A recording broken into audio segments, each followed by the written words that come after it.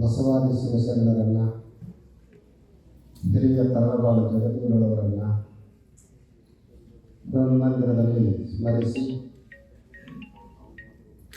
ಈಗಾಗಲೇ ಹೇಳಬಹುದಾದಂಥ ಕೆಲವು ಅಪರೂಪದ ಮಾತುಗಳನ್ನು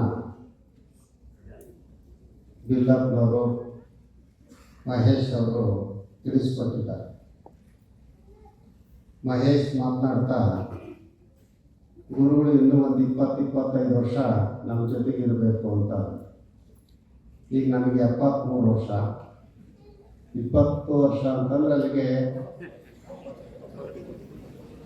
ಸಾಮಾನ್ಯವಾಗಿ ಎಲ್ಲರೂ ಹೇಗೆ ಹಾರೈಸ್ತಾರೆ ಅಂದರೆ ಒಂದು 100 ವರ್ಷ ಬಾಳಬೇಕು ಅಂತ ಹೇಳ್ತಾರೆ. ಆದರೆ ಮಹೇಶ್ 100 ವರ್ಷ ಅಂತ ಅವಕಾಶ ಕೊಟ್ಟಿಲ್ಲ. ನಾವು ಅನೇಕ ಸಂದರ್ಭಗಳಲ್ಲಿ ಹೇಳ್ತೀವಿ. ಮೊನ್ನೆ ತಾನೇ ಅವನ ಷಷ್ಠಬ್ದಿ ಸಮಾರಂಭದಲ್ಲಿ ಹೇಳಿದ್ದು, ಎಲ್ಲರೂ ಮಹೇಶ್ 100 ವರ್ಷ ಬಾಳಬೇಕು 100 ವರ್ಷ ಬಾಳಬೇಕು ಅಂದಾಗ, ಮಹೇಶ್ ಎಷ್ಟು ವರ್ಷ ಬಾಳಬೇಕು ಅನ್ನೋದು ನಮಗೆ ಮುಖ್ಯ ಅಲ್ಲ, ಇರುವಷ್ಟು ಕಾಲ ಆರೋಗ್ಯವಾಗಿ ಚೈತನ್ಯದಿಂದ ಬಾಳಲಿ ಅಂತ ಹೇಳಿ. ಹಾಗಾಗಿನೇ ನಾವು ಇವತ್ತೇನು ಆಗಿದಾರಲ್ಲ ಇವರೆಲ್ಲರಿಗೂ ಹೇಳುವಂಥದ್ದು, ಇವರು 100 ವರ್ಷನೇ ಬಾಳಲಿ ಅಂತ ನಾವು ಹೇಳಲ್ಲ. ಇರುವಷ್ಟು ಕಾಲ ಆರೋಗ್ಯವಂತರಾಗಿ ಎಲ್ಲರ ಪ್ರೀತಿ ವಿಶ್ವಾಸವನ್ನು ಗಳಿಸಿಕೊಂಡು ಸಮಾಜದಲ್ಲಿ ಗೌರವಯುತವಾದಂಥ ಜೀವನವನ್ನು ಸಾಗಿಸಲಿ ಅಂತ ಹಾರೈಸ್ತಾರೆ. ಬಿಲ್ಲಪ್ಪನವ್ರು ಮಾತನಾಡ್ತಾ ಒಂದು ಭಾಳ ಅಪರೂಪದ ಮಾತನ್ನು ಹೇಳಿದರು. ಹಿರಿಯರನ್ನು ಗೌರವಿಸದ ಸಮಾಜ ಜಾಗೃತ ಸಮಾಜ ಅಲ್ಲ, ಸಂಸ್ಕಾರಯುತವಾದಂಥ ಸಮಾಜ ಅಲ್ಲ ಅಂತ. ಅದು ನಮ್ಮ ಮನೆಗೂ ಸಂಬಂಧಪಟ್ಟಿದ್ದು, ನಮ್ಮ ಮಠಕ್ಕೂ ಸಂಬಂಧಪಟ್ಟಿದ್ದು. ಮಠದಲ್ಲಿ ಇರುವಂಥ ಹಿರಿಯರನ್ನು ಗೌರವಿಸಬೇಕು, ಮನೆಯಲ್ಲಿರುವಂಥ ಹಿರಿಯರನ್ನು ಗೌರವಿಸಬೇಕು. ಆಗ ಸಮಾಜ ಸುಸಂಸ್ಕೃತ ಸಮಾಜ ಅನಿಸುತ್ತೆ, ದೇಶ ಸುಸಂಸ್ಕೃತ ದೇಶ ಆಗಲಿಕ್ಕೆ ಸಾಧ್ಯ. ಅವರು ಆರಂಭ ಮಾಡ್ತಾನೆ 3 ಸೌಭಾಗ್ಯಗಳನ್ನು ಹೇಳಿದರು. ಏನದು 3 ಸೌಭಾಗ್ಯ ಅಂದರೆ ಹಣ, ಸಂಪತ್ತು, ಭೂಮಿ, ಹೊನ್ನು, ಹೆಣ್ಣು, ಮಣ್ಣು ಅಂತ ಹೇಳಿಲ್ಲ. ಹೇಳಿದ್ದು ಸುಸಂಸ್ಕೃತ ತಂದೆ ತಾಯಿ. ಹೌದು, ಒಳ್ಳೆಯ ತಂದೆ ಒಳ್ಳೆಯ ತಾಯಿ ಸಿಗುವಂಥದ್ದು ನಮ್ಮ ಭಾಗ್ಯ. ಅಂಥ ಸುಸಂಸ್ಕೃತ ತಂದೆ ತಾಯಿಗಳು ಪ್ರತಿಯೊಬ್ಬ ಮಕ್ಕಳಿಗೂ ಕೂಡ ದೊರೀಬೇಕು ಅನ್ನುವಂಥದ್ದು ಮೊದಲನೇ ಭಾಗ್ಯ. 2ನೇ ಭಾಗ್ಯ ಅವರು ಹೇಳಿದ್ದು ಗುರು ಕರುಣೆ. ಆ ಗುರು ಅರಿವಿನ ಆಗರವಾಗಿರಬೇಕು ಅನ್ನುವಂಥ ಎಚ್ಚರವನ್ನು ನೀಡಿದರು. ಅರಿವಿನ ಆಗರವಾದಂಥ, ಸಮಾಜದ ಬಗ್ಗೆ ಗೌರವ ಇರುವಂಥ, ಶಿಷ್ಯರ ಏಳಿಗೆಯನ್ನು ಕಂಡು ಸಂತೋಷ ಪಡುವಂಥ ಗುರುವಿನ ಕರುಣೆ ಬೇಕಾದದ್ದು 2ನೇ. 3ನೇದು ಭಗವಂತನ ಆಶೀರ್ವಾದ. ನಾವು ಏನೇ ಮಾಡ್ತೀವಿ ಅಂತಂದರೂ ನಮಗೆ ದೇವರ ಆಶೀರ್ವಾದ ಬೇಕು ಅಂತ ನಾವು ಬಯಸ್ತೀವಿ. ಅದಕ್ಕೆ ಅವರು ತಮ್ಮದೇ ಆದಂಥ ಜೀವನದ ನಿದರ್ಶನವನ್ನು ಕೊಟ್ಟರು. ನಾನು BA ಮಾಡಿದಾಗ ಮುಂದೆ ಏನು ಮಾಡಬೇಕು, LLB ಮಾಡಿದಾಗ ಮುಂದೆ ಏನು ಮಾಡಬೇಕು, ಎಲ್ಲಿ ವಾಸವಾಗಿ ನನ್ನ ಉದ್ಯೋಗವನ್ನು ಪ್ರಾರಂಭ ಮಾಡಬೇಕು ಅಂದಾಗ ಅವಿದ್ಯಾವಂತ ಅವ್ರ ತಂದೆ ಹೇಳಿದ್ದು, ದೇವರ ಅಪ್ಪಣೆ ಕೇಳಪ್ಪ ಅಂತ. ನಾವೆಲ್ಲ ಈಗೇನು ಹೇಳಿಬಿಡ್ತೇವೆ, ಇದೆಯಂತ ಮೌಢ್ಯ ಅಂತ ಹೇಳ್ತೀವಿ. ಆದರೆ ಅವ್ರ ದೃಷ್ಟಿಯಲ್ಲಿ ಅದು ಮೌಢ್ಯ ಅಲ್ಲ, ಸಂಪೂರ್ಣವಾಗಿ ನಂಬಿಕೊಂಡಂಥವ್ರು. ಅದು ಒಂದು ರೀತಿಯ ಮುಕ್ತ ಭಕ್ತಿ ಅಲ್ಲ, ಪೂರ್ಣ ತಾವು ಸರೆಂಡರ್ ಮಾಡ್ಕೊಳ್ಳಿ. ನಿಮಗೆ ರಾಮಕೃಷ್ಣ ಪರಮಹಂಸರ ಬದುಕಿನ ವಿಧಾನ ಗೊತ್ತು. ಪರಮಹಂಸರು ಆ ಕಟ್ಟಿಗೆ ಕಾಳಿಕಾ ಮಾತೆಯಲ್ಲೇ ಜೀವಂತ ಮಾತೆ ಅಂತ ನಂಬಿಕೊಂಡಿದ್ರು. ಆ ತಾಯಿ ತನ್ನ ಜೊತೆ ಮಾತಾಡ್ತಾಳೆ ಅನ್ನುವಂಥ ಅದನ್ಯವಾದಂಥ ವಿಶ್ವಾಸ ಇತ್ತು. ಆ ವಿಶ್ವಾಸ ಇತ್ತು ಅಂತಂದರೆ ನೀವು ದೇವ್ರ ಜೊತೆ ಮಾತಾಡ್ತೀರಿ ಅಂತಾನೆ ಅರ್ಥ, ದೇವ್ರು ನಿಮಗೆ ಉತ್ತರ ಕೊಡುತ್ತೆ ಅಂತಾನೆ ಅರ್ಥ. ಆದರೆ ನಮ್ಮ ಸ್ಥಿತಿ ಹೇಗೆ ಅಂತಂದರೆ ಏಕದೇವ ನಿಷ್ಠೆ ಇಲ್ಲವೇ ಇಲ್ಲ, ಅಥವಾ ಯಾವ ದೇವರಲ್ಲೂ ನಮಗೆ ನಿಜವಾದ ನಂಬಿಕೆ ಇಲ್ಲ. ಇವತ್ತು ಯಾರೋ ಹೇಳ್ತಾರೆ ಈ ದೇವರು ಭಾಳ ಪವರ್ಫುಲ್ ಅಂದ್ಕೊಳ್ಳಿ ಅಲ್ಲಿ ಹೋಗ್ತೇವೆ, ಮತ್ತು ಅದು ಏನು ಕೊಡಲಿಲ್ಲ ಅಂತ ಇನ್ನೊಂದು ಹತ್ರ ಹೋಗ್ತೇವೆ. ಆದರೆ ನಮ್ಮ ಹಿರಿಯರು ನಂಬಿದಂಥ ದೇವರನ್ನು ಸಂಪೂರ್ಣವಾಗಿ ಅವಲಂಬಿಸಿ ಅದು ಹಾಲಾಗರ ಹಾಕಲಿ ನೀರಾಗರ ಹಾಕಲಿ ಈ ಭಾವನೆಯನ್ನು ಬೆಳೆಸ್ಕೊಂಡಂಥವ್ರು. ಹಾಗೆ ಮನುಷ್ಯರಿಗೆ ಈ ಮೂರು ಭಾಗ್ಯಗಳು ಬೇಕು. ಒಳ್ಳೆಯ ತಂದೆ ತಾಯಿಗಳು, ಒಳ್ಳೆಯ ಗುರುಗಳು ಮತ್ತು ದೈವಿ ಭಕ್ತಿ. ಇವು ಮೂರು ಇತ್ತು ಅಂತಂದರೆ ಅವರು ನಿಜವಾದಂಥ ಭಾಗ್ಯವರು. ಅದಕ್ಕಾಗಿ ಅಲ್ಲಮ ಪ್ರಭುದೇವರು ಹೇಳಿದರು, ಹೊನ್ನು ಹೆಣ್ಣು ಮಣ್ಣು ಇವು ನಿನ್ನ ಒಡವೆ ಅಲ್ಲಪ್ಪ, ಅರಿವು ನಿನ್ನ ಒಡವೆ ಅಂತ. ಜ್ಞಾನ, ಆ ಜ್ಞಾನವನ್ನು ಒಡವೆ ಮಾಡಿಕೊಂಡಂಥವರು ನಿಜವಾಗ್ಲೂ ಕೂಡ ನೆಮ್ಮದಿಯಿಂದ ಬದುಕಲಿಕ್ಕೆ ಸಾಧ್ಯ ಇದೆ. ಇವತ್ತು ಜೀವನ ನೀರ ಮೇಲಿನ ಗುರುಳೆ ಇದ್ದ ಹಾಗೆ ಅಂತ ಅನೇಕರು ಹೇಳ್ತಾ ಇದ್ದಾರೆ, ನೀವು ಕೇಳಿದ್ದೀರಿ. ಅಯ್ಯೋ ಈಗಿದ್ರು ಹೋಗ್ಬಿಟ್ರ ಏನಾಗಿತ್ತು? ಇವತ್ತು ಬೆಳಗ್ಗೆ ನನಗೊಂದು ಸುದ್ದಿ ಬಂತು. ನಮ್ಮ ಸಕ್ಕರೆ ಪಟ್ಟಣದ ಅಣ್ಣಯ್ಯ ಅಂತ ನೀವು ನೋಡಿರ್ಬೋದು, ಕಪ್ಪಾಗಿ ಎತ್ತರವಾಗಿ ಇದ್ದರು, ತುಂಬ ಅಭಿಮಾನಿ, ನಮ್ಮ ಬಗ್ಗೆ ಎಲ್ಲಿಲ್ಲದಂಥ ಪ್ರೀತಿ. ಮೊನ್ನೆ ಮಹೇಶ್ನ ಕಾರ್ಯಕ್ರಮಕ್ಕೂ ಕೂಡ ಅವ್ರು ಬಂದಿದ್ರು. ಇವತ್ತು ಬೆಳಗ್ಗೆ ಅವ್ರು ಇಲ್ಲ ಅಂತ. ಏನಾಯಿತು ಅಂದ್ರೆ ಇನ್ನೂ ನಮಗೆ ಸ್ಪಷ್ಟ ಕಲ್ಪನೆ ಇಲ್ಲ. ಯಾವುದೋ ಒಂದು ಗೂಳಿ ಅವ್ರನ್ನ ಕೂದಿತ್ತು, ಅವ್ರು ಅಲ್ಲೇ ಸತ್ತರು. ನೋಡಿ ಜೀವನ ಹೇಗಿದೆ. ಮೊನ್ನೆ ತಾನೇ ನಮ್ಮ IG ಚಂದ್ರಶೇಖರಯ್ಯ, ಯಾರು ನಂಬಕ್ಕೆ ಸಾಧ್ಯ ಇಲ್ಲ, ಆರೋಗ್ಯವಾಗಿದ್ದಂಥವ್ರು, ಚಟುವಟಿಕೆಯಿಂದ ಇದ್ದಂಥವ್ರು. ಆದರೆ ಆಸ್ಪತ್ರೆಗೆ ಹೋಗಿ ಅಲ್ಲಿಂದ ಶವವಾಗಿ ವಾಪಸ್ ಬಂದರು. ಶಿವಶಂಕರಪ್ಪನವರು ಅಂತ ಹೇಳಿ ಮಾಜಿ ಶಾಸಕರು ಇವತ್ತು ತಾನೇ ತೀರ್ಕೊಂಡು ಅಂತ ಬಂದರು. ಇಂಥ ಬೇಕಾದಷ್ಟು ಉದಾಹರಣೆಗಳು ನಮ್ಮ ಕಣ್ಣು ಇದ್ದಾವೆ. ಆದರೆ ನಾವು ಬಯಸುವಂಥದ್ದು ವ್ಯಕ್ತಿ ಎಷ್ಟು ದಿವಸ ಬದುಕ್ತಾನೆ ಅನ್ನೋದಕ್ಕಿಂತ ಬದುಕಿನ ಅವಧಿಯಲ್ಲಿ ಎಷ್ಟು ಜನರ ಪ್ರೀತಿ ವಿಶ್ವಾಸವನ್ನು ಗಳಿಸ್ಕೊಳ್ತಾನೆ, ಎಷ್ಟು ಆದರ್ಶವಾಗಿ ಬಾಳ್ತಾನೆ ಅನ್ನೋದು ಭಾಳ ಮುಖ್ಯ. ಆದರ್ಶಗಳನ್ನು ಗಾಳಿ ಎತ್ತುವುದು 100 ವರ್ಷ ಬದುಕಿದ್ರು ಕೂಡ ವ್ಯರ್ಥ. ಆದರೆ ಅದೇ ಆದರ್ಶಗಳನ್ನ ಇಟ್ಕೊಂಡು 3 ವರ್ಷ ಬಾಳಿದ್ರು ಕೂಡ ಅದು ಸಾರ್ಥಕವಾದಂಥ ಜೀವನ. ಹಾಗಾಗಿನೇ ಬಸವಣ್ಣವ್ರು ಹೇಳಿದ್ದು, ಲೇಸೆನಿಸಿಕೊಂಡು ಒಂದು ದಿನ ಬದುಕಿದರೆ ಸಾಲದೆ ಅಂತ. ನಮ್ಮ ಸುತ್ತಮುತ್ತ ಇರುವಂಥ ಜನರಿಂದ ಒಳ್ಳೆಯವರು ಅನಿಸಿಕೊಂಡು ಕೆಲವೇ ಕಾಲ ಬಾಳಿದರೂ ಕೂಡ ಅದು ಸಾರ್ಥಕವಾದಂಥ ಜೀವನ. ಈ ನೆಲೆಯಲ್ಲಿ ಒಂದಿಷ್ಟು ನಮ್ಮ ಗ್ರಾಮಗಳಲ್ಲಿ, ನಮ್ಮ ಊರುಗಳಲ್ಲಿ, ನಮ್ಮ ಸಮಾಜದಲ್ಲಿ ಒಳ್ಳೆಯ ಕೆಲಸ ಮಾಡಿದಂಥ ಅನೇಕ ಜನ ಹಿರಿಯರಿದ್ದಾರೆ. ಒಮ್ಮೊಮ್ಮೆ ಅವ್ರ ಮನೆಯವರು ಕೂಡ ಅವ್ರನ್ನ ಉಪೇಕ್ಷೆ ಮಾಡಿರ್ಬೋದು. ಅಂಥ ಹಿರಿಯರನ್ನು ಶ್ರೀಮಠದ ವತಿಯಿಂದ ಗೌರವಿಸಬೇಕು ಅನ್ನುವಂಥ ಆಲೋಚನೆಯನ್ನು ಮೊದಲು ನಮ್ಮ ಮುಂದೆ ಇಟ್ಟಂಥವ್ರು ಈಗ ತಾನೇ ರಾಮಜ್ಜ ಹೇಳಿದ ಹಾಗೆ ನಮ್ಮ ಕುರುಬಳ್ಳಿ ಯೋಗೇಶ್ ಅವರು ಭಾಳ ವರ್ಷದಿಂದಲೇ ಹೇಳ್ತಾ ಇದ್ರು. ಅವರು ಬುದ್ಧಿ ನಮ್ಮ ಸಮಾಜದಲ್ಲಿ ಅನೇಕ ಹಿರಿಯ ಜೀವಿಗಳು ನಾವು ಮುಂದಿನ ವರ್ಷಕ್ಕೆ ದವಸಕ್ಕೆ ಹೋದಾಗ ಇರೋದೇ ಇಲ್ಲ, ಅಂಥವ್ರನ್ನ ನಾವು ಒಂದಿಷ್ಟು ಗೌರವಿಸಿದರೆ ಭಾಳ ಒಳ್ಳೆಯದಾಗುತ್ತೆ ಅನ್ನೋದನ್ನು ಅವ್ರು ಹೇಳ್ತಾ ಇದ್ದಾರೆ. ಆಯಿತು ಅಂತ ಹೇಳಿ ಆ ವ್ಯವಸ್ಥೆಯನ್ನು ಮಾಡಿದ್ದಾಯಿತು. ಅದು ನನಗಂತೂ ತುಂಬ ಖುಷಿಯನ್ನು ಕೊಡುವಂಥ ಸಂಗತಿ. ಮುಂದಿನ ವರ್ಷಕ್ಕೆ ಮತ್ತಿದ್ರಲ್ಲಿ ಎಷ್ಟೋ ವ್ಯಕ್ತಿಗಳು ಇಲ್ಲದೇ ಇರ್ಬೋದು, ಆದರೆ ಈಗ ಅವ್ರಿಗೊಂದು ಮಠದಿಂದ ಅಭಿನಂದನೆ ಆಗುತ್ತೆ ಅಂದಾಗ ಅವರ ಮನೆತನದವರೆಲ್ಲರೂ ಬರ್ತಾ ಇರ್ತಾರೆ. ಈಗಿಲ್ಲೇ ಬೆಳಗ್ಗೆ ನಮಗೆ ಹೇಳ್ತಾ ಇದ್ವಿ, ನಾವೆಲ್ಲ ಇಷ್ಟು ಜನ ಒಗರಹಳ್ಳಿಯವರು ಅಂತ ಕೆಲವರು ಹೇಳಿದರು, ನಾವು ಇಷ್ಟು ಜನ ಹುಣಸಘಟ್ಟದವರು ಅಂತ ಹೇಳಿದರು. ಅವ್ರಿಗೊಂಥರ ಖುಷಿ. ಎಲ್ಲರಿಗೆ ನಾವು ಬಂಧುಗಳೇ ಆಗಿರಬೇಕು ಅಂತ ಇಲ್ಲ, ಆದರೆ ನಮ್ಮ ಪ್ರೀತಿ ವಿಶ್ವಾಸವನ್ನು ತೋರಿಸಲಿಕ್ಕೆ ಇದೊಂದು ಸದಾವಕಾಶ ಅಂತ ಹೇಳಿ ಅವರೆಲ್ಲ ಕೆಲಸ ಕಾರ್ಯಗಳನ್ನು ಬಿಟ್ಟು ಇಲ್ಲಿ ಬಂದಿದ್ದಾರೆ. ನಾವು ನಿಮಗೆಲ್ಲರಿಗೂ ಹೇಳುವಂಥದ್ದು, ನಿಮ್ಮ ಮನೆಯಲ್ಲಿ ಹಿರಿಯರನ್ನು ಅತ್ಯಂತ ಪ್ರೀತಿ ವಿಶ್ವಾಸದಿಂದ ಕಾಣಬೇಕು. ಯಾಕೆ ಅದನ್ನು ಹೇಳ್ತೇವೆ ಅಂದರೆ, ಇವತ್ತು ನಾವು ನಮ್ಮ ಮಕ್ಕಳು ನಮ್ಮ ಹಿರಿಯರನ್ನು ಗೌರವಿಸಿದರೆ ನಾಳೆ ನಮ್ಮ ಮಕ್ಕಳು ನಮ್ಮನ್ನು ಗೌರವಿಸ್ತಾರೆ. ಇಲ್ಲ ಅಂತಂದರೆ ಮುಯ್ಯಿಗೆ ಮುಯ್ಯಿ ಅನ್ನೋ ಹಾಗೆ ಹೀಗೆ ಮಾಡಿದ್ದಿ ಬಾಯಲ್ಲಿ ನೀನು ತೋರಿಸ್ತೀನಿ ಅಂತಾರೆ. ನಿಮಗೊಂದು ಸಾಂಕೇತಿಕ ಕಥೆ ಗೊತ್ತಿದೆ ಬಹುತೇಕ. ಒಂದು ಮನೆಯಲ್ಲಿ ಅಜ್ಜ, ಮಗ, ಮೊಮ್ಮಗ ಎಲ್ಲ ಇದ್ದರು. ಬಹಳ ಪ್ರೀತಿಯಿಂದ ಮೊಮ್ಮಗನಿಗಂತೂ ಅಜ್ಜನ ಬಗ್ಗೆ ಭಾರಿ ಪ್ರೀತಿ.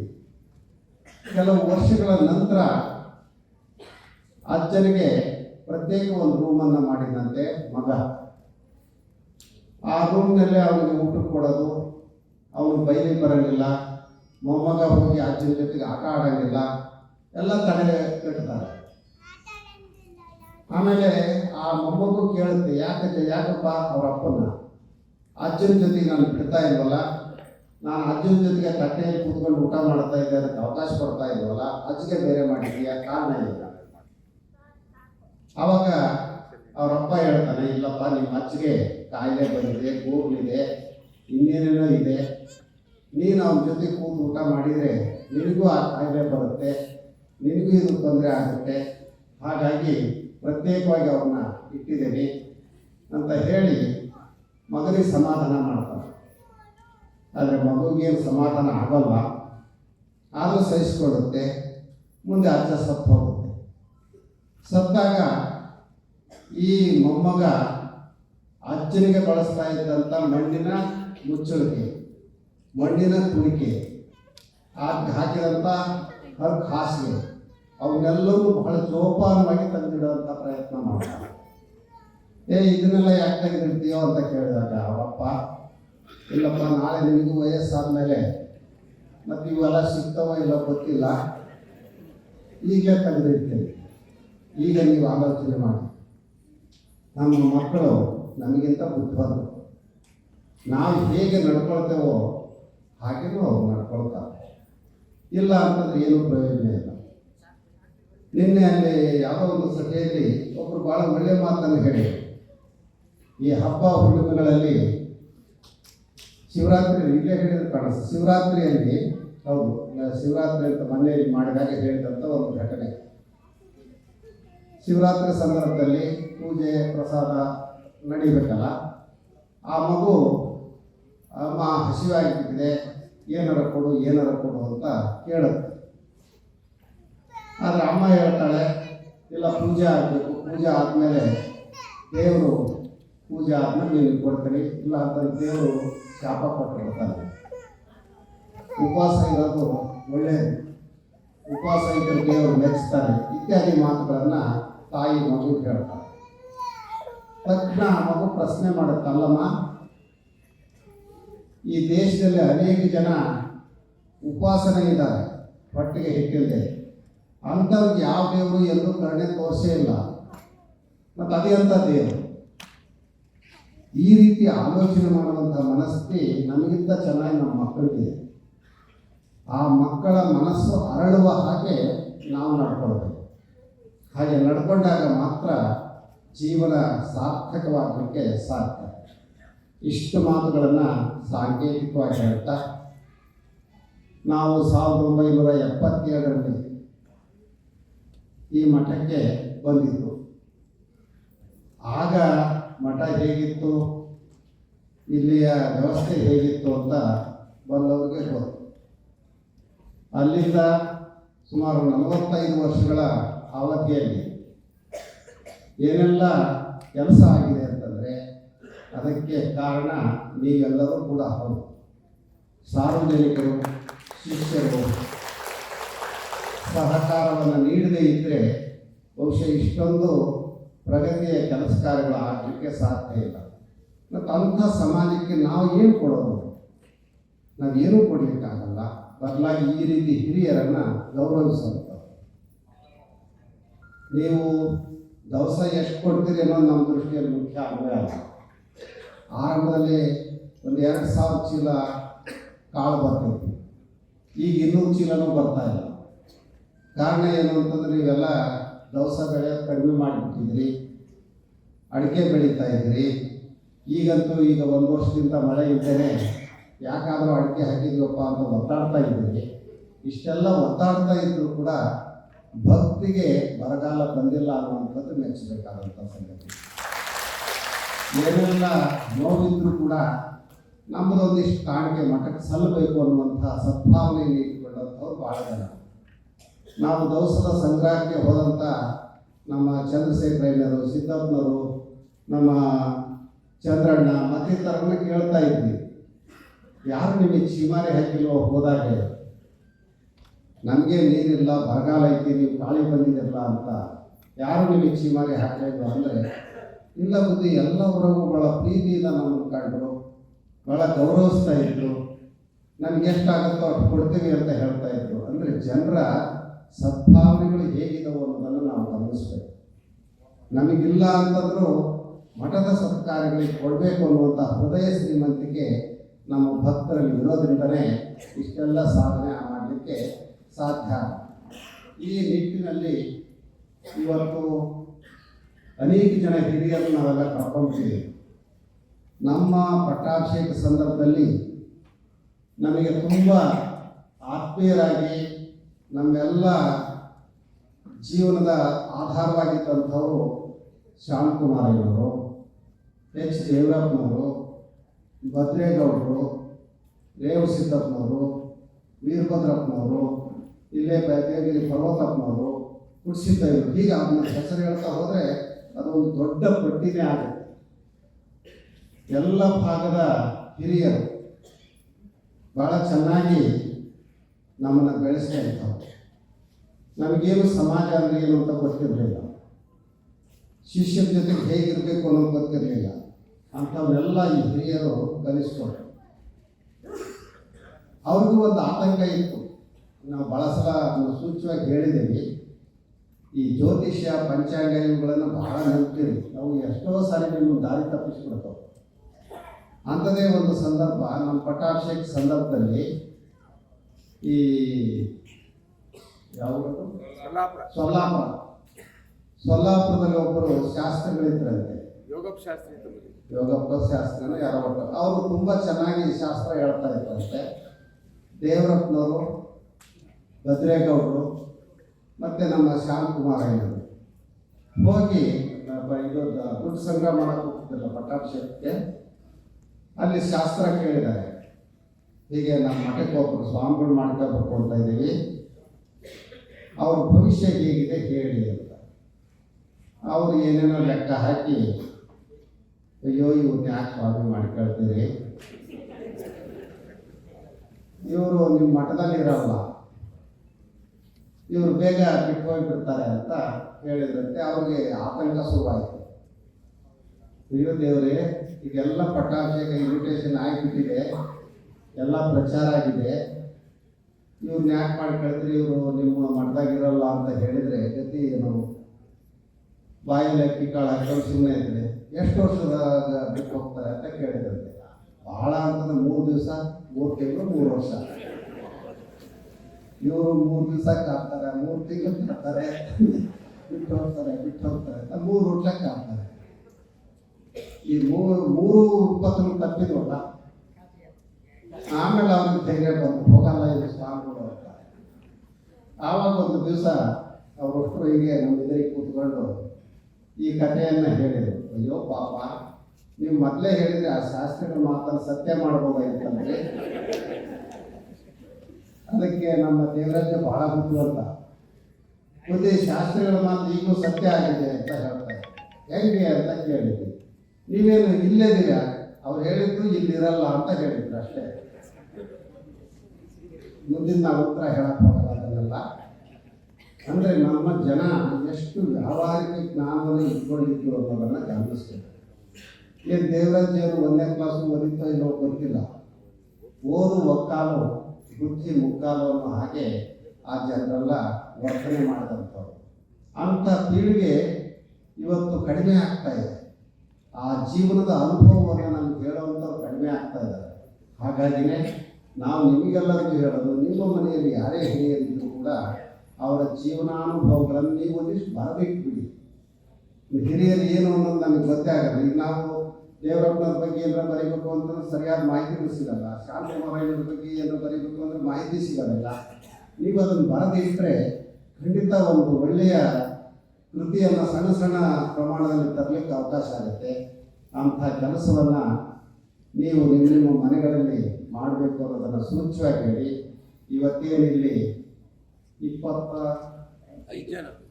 ಸುಮಾರು 25 ಜನರನ್ನ ಒಂದ್ಸರಿ ಅವ್ರ ಸಾರ್ವಜನಿಕರಿಗೂ ಪರಿಚಯ ಆಗಿ ನಾವು ಓದ್ತೀವಿ. ಅವ್ರು ಹಾಗೆ ಎತ್ತಿ ನಿಂತ್ಕೊಂಡು ಸಭೆ ಕೈ ಮುಗಿದು ಸಾಕು. ಮರಳಪ್ಪ ಬಿನ್ನು, ಕೋಡಪ್ಪ ಚಿನ್ನಪ್ಪ,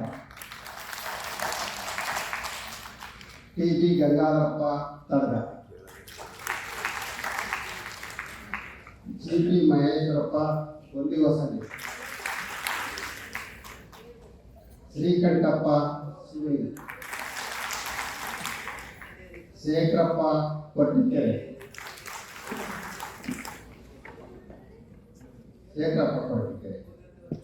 ಮೂಲೆಮನೆ ಸಿದ್ದಪ್ಪ ಹೊಗರೇಹಳ್ಳಿ,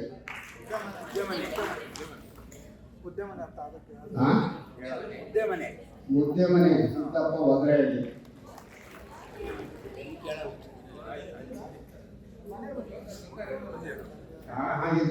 ಎತ್ತಳಕ್ಕಾಗಲ್ಲ ಅಂತವ್ರಿಗೆ. ಪಾಲಣ್ಣರ್ ಚಂದ್ರಪ್ಪ ನಂದಿ ನಮ್ಮ ಆ ಕಡೆ, ತೋಟಪ್ಪ ನರಸೀಪುರ, ಎಚ್ ವಿ ಷಡಾಕ್ಷರಪ್ಪ ಹುಣಸಘಟ್ಟ, ಮಠದ ಮಹಾಲಿಂಗಯ್ಯ ನೇರ್ಲಿಕೆರೆ, ಮಹಾಲಿಂಗಯ್ಯ ಕಿವಿ ಕೇಳಲ್ಲಂತೆ. ಅವರು ಇಲ್ಲೊಂದು ಇದನ್ನು ಬರ್ಕೊಟ್ಟಿದ್ದಾರೆ ನಮಗೆ, ಅವ್ರ ನಿತ್ಯ ಜೀವನ ಹೆಂಗಿದೆ ಅಂತ. ಮಾಲಿಂಗಯ್ಯನವರು ಅವ್ರು ಬೆಳಗ್ಗೆ ಬೇಗ ಎದ್ದು 7:30 8:00 ತನಕ ಇಷ್ಟು ಲಿಂಗ ಪೂಜೆ ಮಾಡ್ತಾರಂತೆ. ಬಹುಶಃ ಲಿಂಗ ಪೂಜೆ ಮಾಡ್ತಾರೆ ಅಂತ ಯಾರು ನೀವು ಹೇಳೋದೇ ಇಲ್ಲ. ಅವ್ರು ಲಿಂಗ ಪೂಜೆ ಮಾಡ್ತಾರಂತೆ. ಆಮೇಲೆ 4 ಗಂಟೆ ಮೇಲೆ ಮರುಳಸಿದ್ದನ ಜೀವನ ಚರಿತ್ರೆ, ಬಸವಾದಿ ಶಿವಶರಣರ ಜೀವನ ಚರಿತ್ರೆ, ದೇಶಭಕ್ತರ ಜೀವನ ಚರಿತ್ರೆ ಪುಸ್ತಕಗಳನ್ನು ಓದ್ತಾರಂತೆ. ಇದು ನಿಜವಾಗ್ಲೂ ಕೂಡ ಮೆಚ್ಚಬೇಕಾದಂಥದ್ದು. ನಿಮ್ಮ ಹಿರಿಯರು ಇಂಥದ್ದು ಮಾಡೋ ಹಾಗೆ ನೀವು ನೋಡ್ಕೊಳ್ಬೇಕು. ಹಾಲಪ್ಪ ವಿಟ್ಲಾಪುರ, ಸಿ ಬಿ ಮರುಸಿದ್ದಪ್ಪ ಚಿಕ್ಕಾನೂರ ಬಂದಿಲ್ಲ ಅವರು. ಎನ್ ಜಿ ಶಾಂತಿರಪ್ಪ ಅವರು ಬಂದಿಲ್ಲ, ನೆನ್ನೆ ಅಂತು. ಜಿ ಬಿ ಬಸವರಾಜಪ್ಪ ಗಂಗಗೊಂಡನಹಳ್ಳಿ, ತಮ್ಮಯ್ಯ ಗೋಪಾಲ್ ಕಾಲೂರು ಬಂದಿಲ್ಲ, ಅವರು ಬಂದಿಲ್ಲ. B R Basavarajappa Bettarahalli, B T Mallikarjunappa Bidirkere, G H Maheshwarappa Gundasamudra, P Murthaiah Melahalli, K M Shankarappa Kaddi, Ramachandrappa Kunduru Madapura, B M Maheshwarappa Bandi Koppal. Maheshwarappa ಬಂದಿಲ್ಲ. ರೇಣುಕಾ ಗಿರಿಜಾ ಶಂಕರ್ ಬುಕ್ಸಾಗರ ಅದರ ರೇಣುಕಾ ಗಿರಿಜಾ ಶಂಕರ್,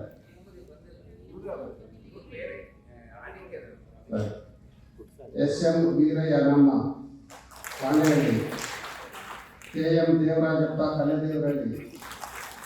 ಮತ್ತೆ ಯಾವ್ದಾದ್ರು ಇಲ್ಲಿರೋ ಹೆಸರು ಬಿಟ್ಟಿದ್ರೆ ರಾಮಚ್ಚ ಶೆಟ್ಟಿಹಳ್ಳಿ,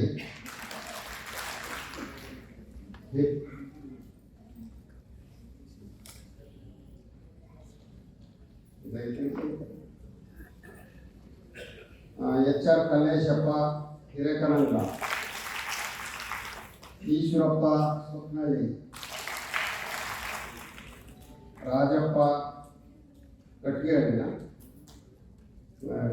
ಶೆಟ್ಟಿಹಳ್ಳಿ, ರಾಮಚಾರ್ಯ, ಚಂದ್ರಪ್ಪ ಚೌಳಿರು.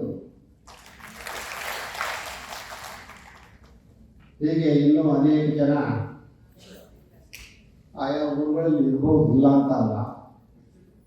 ಇವ್ರನ್ನ ಸಾಂಕೇತಿಕವಾಗಿ ಗುರುತಿಸೋದ್ರ ಮೂಲಕ ಇಡೀ ಸಮಾಜವನ್ನೇ ಗುರುತಿಸಿದ ಹಾಗೆ ಗೌರವಿಸಿದ ಹಾಗೆ ಅಂತ ನಾವು ಭಾವಿಸ್ಕೊಳ್ತೇವೆ. ಇನ್ನು ಇಲ್ಲಿವರೆಗೂ ಬಂದಿರುವಂಥದ್ದು 2 ಲಕ್ಷ ಹಣ ಬಂದಿದೆ, 41 ಕ್ವಿಂಟಲ್ ರಾಗಿ ಬಂದಿದೆ, 1 ಕ್ವಿಂಟಲ್ ಕಡಲೆಕಾಳು, 1 ಕ್ವಿಂಟಲ್ ಮೆಣಸಿನಕಾಯಿ, 1 ಕ್ವಿಂಟಲ್ಲು ಜೋಳ, 100 kg ಅಕ್ಕಿ, 300 ತೆಂಗಿನಕಾಯಿ ಈ ರೀತಿ ಬಂದಿದೆ. ನಾವು ನಿಮಗೆ ಹೇಳುವಂಥದ್ದು ಒಬ್ಬೊಬ್ಬರೇ ಮನಸ್ಸು ಮಾಡಿದ್ರೆ ಇವನ್ನೆಲ್ಲ ಕೊಡ್ಬೋದು, ಅದೇನು ಒಬ್ಬೊಬ್ಬರೇ ಕೊಡ್ಬೋದು. ಈಗೇನು ರಾಗಿ ಬೆಳೆದಿಲ್ಲ ಅಂದರೆ ನಿಮ್ಮ ಊರಿನಿಂದ ಆ ರಾಗಿ ಎಷ್ಟು ಕೊಡಬೇಕು ಅಂತ ಇತ್ತು ಅಷ್ಟು ದುಡ್ಡು ಕೊಟ್ಟರು ಸಾಕು.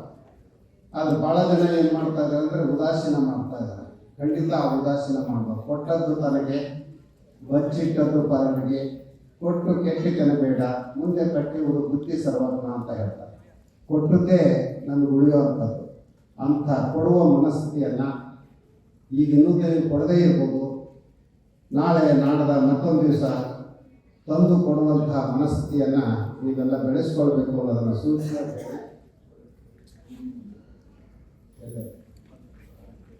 ಪಾದೇಕೆರೆ ಗಿರಿಜಮ್ಮ ಮತ್ತು ಮಲ್ಲೇಶಪ್ಪ ಅವ್ರನ್ನ ಅಭಿನಂದಿಸಿಲ್ಲ. ಇಲ್ಲೇ ಬಂದ್ಬಿಡಮ್ಮ. ಒಟ್ಟಾರೆ ಇಂಥ ಒಂದು ಅಪರೂಪದ ಸಮಾರಂಭವನ್ನು ಮಾಡಬೇಕು ಅನ್ನೋ ಹಿನ್ನೆಲೆಯಲ್ಲಿ ನಮ್ಮ AC ಚಂದ್ರಣ್ಣ ಮತ್ತಿತರರು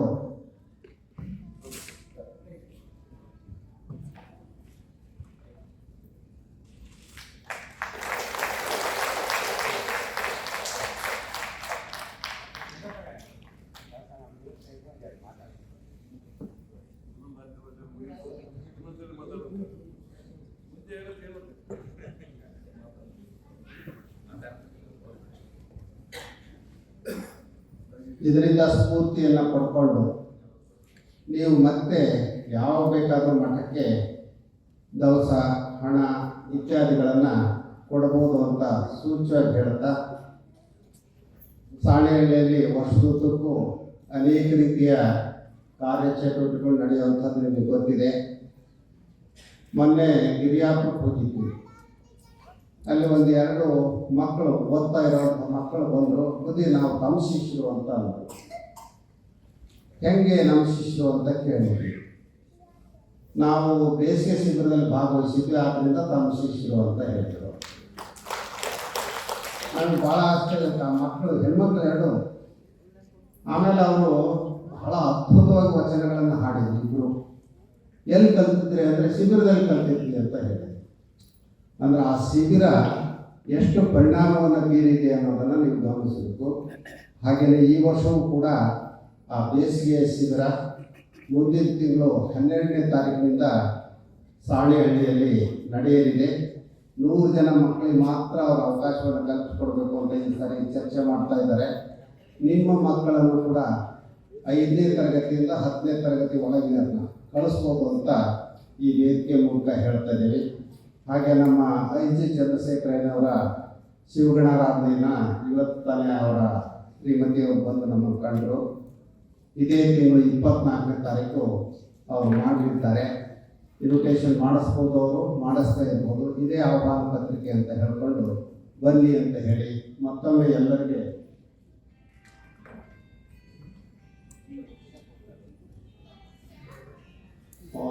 ಪ್ರತಿ ವರ್ಷವೂ ಕೊಡುವಂಥವ್ರು ಕೆಲವರು ಇದ್ದಾರೆ. ಉದಾಹರಣೆಗೆ ಈ ಜಿಲ್ಲಾ ಪಂಚಾಯತಿ ಸದಸ್ಯರಾಗಿದ್ದರು, ಹಿಂದೆ ಅಧ್ಯಕ್ಷ ಆಗಿದ್ದರು, ವಿಶ್ವನಾಥ್ ಅಂತ ಹೇಳಿ ರಂಗೇನಹಳ್ಳಿಯವರು. ಮತ್ತು ಅವರು ನಿಮ್ಮ ಸಾಧು ಸಮಾಜದವರಲ್ಲ. ಆದರೆ ಪ್ರತಿ ವರ್ಷವೂ ಕೂಡ ಅವರು 1 ಕ್ವಿಂಟಾಲು ಅಕ್ಕಿ ಕೊಡ್ತಾರೆ. ಹಾಗೆ ನಮ್ಮ ಹುಣಸಘಟ್ಟದ ಮರಿಯಪ್ಪನವರು ಮರಿಯಪ್ಪನವರು ಪ್ರತಿ ವರ್ಷವೂ 5 ಕ್ವಿಂಟಲ್, ಈ ಸರಿ 10 ಕ್ವಿಂಟಲ್ ಕಳಿಸ್ದಂಗೆ ಕಾಣ್ತಾರೆ. 10 ಕ್ವಿಂಟಲ್ ಕಳಿಸಿದ್ದಾರೆ. ಅವರ ಸಹೋದರ ಓಂಕಾರಪ್ಪನವರು ಕೂಡ ಆರ್ಥಿಕವಾಗಿ ಎಷ್ಟೆಷ್ಟು ನೆರವು ನೀಡ್ತಾರೆ ಅಂತ ನಿಮಗೆ ಗೊತ್ತಿದೆ. ಹೀಗೆ ಕಲ್ಲಮ್ಮನವ್ರ ಮೊಮ್ಮಗ, ಹೀಗೆ ಅನೇಕ ಜನ ಆರ್ಥಿಕ ನೆರವನ್ನು ನೀಡುವಂಥವರಿದ್ದಾರೆ. ನೀವು ಕೂಡ ನಿಮ್ಮ ಮಕ್ಕಳಿಗೆ ಈ ಪರಂಪರೆಯನ್ನು ಬೆಳೆಸಬೇಕು. ಬರೀ ನಾವು ಕೊಡೋದು ಮುಖ್ಯ ಅಲ್ಲ, ನಮ್ಮ ಮಕ್ಕಳಿಗೆ ಆ ಪರಂಪರೆಯನ್ನು ಬೆಳೆಸ್ಬೇಕು.